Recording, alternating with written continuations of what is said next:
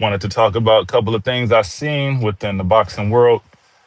We have the interview with All the Smoke featuring Jermaine Ortiz and Keyshawn Davis. My perspective on the fight has changed a little bit just because the out of the ring circumstances for Keyshawn Davis, who he's worried about. So, with that being said, Jermaine Ortiz is his toughest fight. I know Keyshawn fought Pedraza. I know he fought other people. I forgot his last fight last year against his title shot. But with that said, I don't know if this guy is focused. He's going back and forth with Terrence Crawford's team. He's going back and forth with people that are in the 147 division. And Jermaine Ortiz, from his interview, he's locked in. He's also a big 140. Like Jermaine Ortiz, he fought Lomachenko at 135, I think about maybe 3 to 4 years ago. So with that being said, he's an experienced fighter and been in there with good fighters. Keyshawn, he's been in there with okay fighters at best. His best win was they tried to hype up Lemos. He wasn't a good fighter. He came in 08. He was 140 something at a 135 fight. Then Pedraza a couple of years back, I think that was 2024 when he fought Pedraza.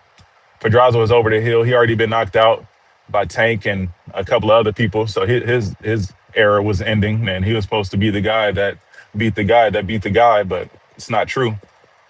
So with that being said, Keyshawn Davis has to be locked in for this fight on January 31st. I know I'm talking about it like it's the main event, but it's the co-main event, and this fight will be exciting if Keyshawn is ready. Of course, aesthetically, he looked like he's ready, looked like he's made weight, looked like he's ready to go, but it's the mental part. You can be physically ready, but if your mental is not there, then, you know, you're pretty much done with.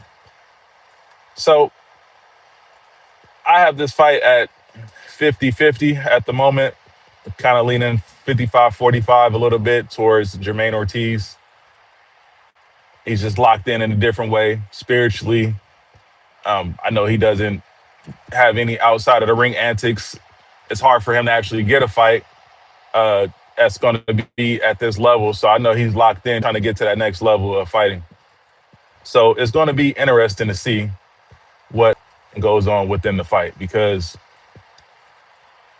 I like Keyshawn Davis, and he had a rough, I guess, upbringing, which causes to certain mental challenges. But sometimes you have to get that help, seek that help, and put that to the side. And I don't know how I feel about that one. How do you guys feel? With that being said, do you guys think that it's going to be a good fight? What do you think about the undercard, the other two fights, the first two fights on the card? I'm going to tune in to the YouTube prelims that they're going to show to see the up-and-coming talent. In my area, actually, where I live at, where Ryan Garcia is from, I like to go see the local talent that's at that gym that's sparring and cover that as well. So we're going to see who wins. At the end of the day, I'm starting to like Jermaine Ortiz more in this fight.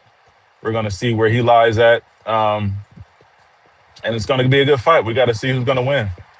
So with that said, let me know who you think is going to win. The main event of that night is Teofimo Lopez versus Shakur Stevenson. And excuse the phone shaking right now. I'm driving. But that's basically what it is. All right, people. I'm going to holler at y'all later. Peace.